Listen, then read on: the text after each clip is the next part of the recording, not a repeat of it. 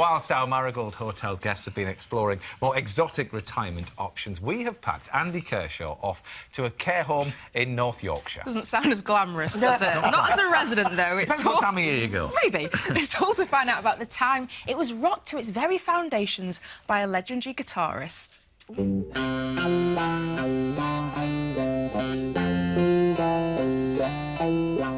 50 years ago, one of the most implausible gigs in rock and roll history took place here in the genteel Yorkshire Dales spa town of Ilkley. And this is where it happened. On Sunday, March the 12th, 1967, it was the Troutbeck Hotel with a music club called the Gyro. These days, it's a residential care home. Hardly a likely location for an encounter with the man who took electric guitar playing beyond the boundaries of anyone's imagination. It may be a haven of serenity now, but when Hendrix played the Troutbeck, it ended in chaos and farce. People started to riot, tear pictures off the wall. I saw a chair fly through the air and land on the stage. Very frightening for a 16-year-old. We've gathered together a handful of concert-goers from that infamous night and brought them back to share their experiences. So, has it changed much? Yes, it's 50 years ago. Come on then, show us where it all happened.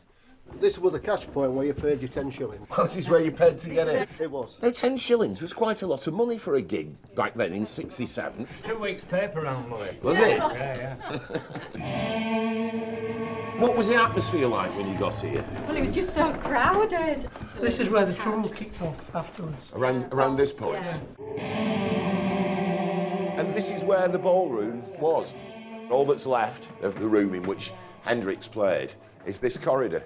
When he came on the stage, it was just deafening. It was just like a roar. I was right at the front. I was right at the front. Just to be able to touch him practically. Yeah. The unknown Hendrix had been spotted by 20-year-old promoter Stuart Fraser in a London nightclub. I took one look at him and I thought, oh, I've never seen anything like him. And he was dressed as everybody knows what Jimi Hendrix used to dress like.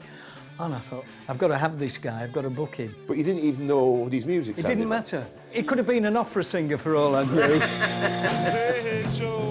But Stuart got lucky. Hendrix hit the top 10 with his first single, Hey Joe, and excited music lovers streamed into the small venue. So many teenagers. I've never seen so many in one place before, not in Ilkley. Very loud, very noisy. We're like this, we're just like crammed like sardines. You couldn't move. It was just a massive afro haircut. You weren't used to seeing anyone like that. When the first chord stuck up, the noise bounced round the room. You know, it was so loud. And it was like something you've been looking for all your life. Sort of got hold of you. But the joy was short-lived.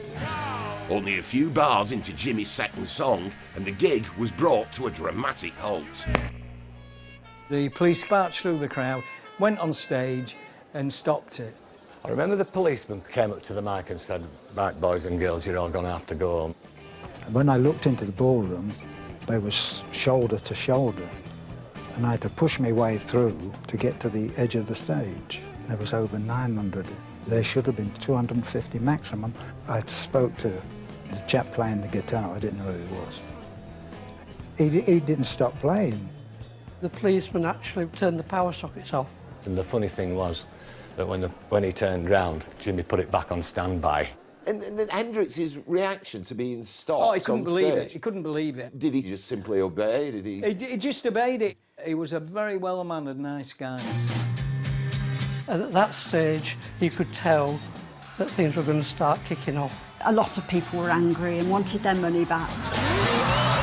There were people throwing chairs, tables. The police were so outnumbered. We were ducking down because the thing's coming overhead.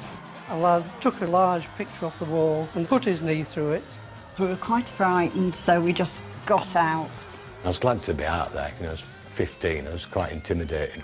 Myself and Hendrix and everybody else, we grabbed the money tin and legged it You just ran away? I ran away. You mentioned to people that Jimi Hendrix played at the Troutbeck, and it's like, yeah, right, you know. My son, you know, definitely. Mum? What? Did you really do that? Yes.